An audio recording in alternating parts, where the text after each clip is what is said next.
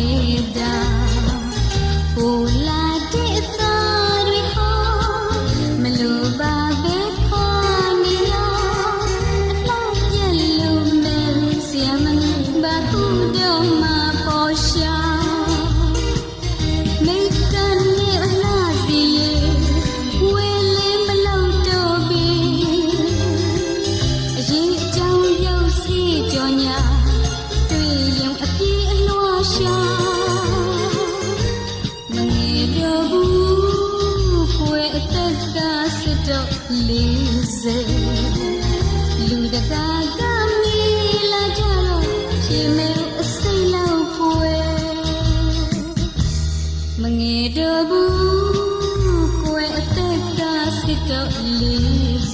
40လူတကာကမီလာကြတော့ဖြေမဲအစိမ့်လောက်ပွေ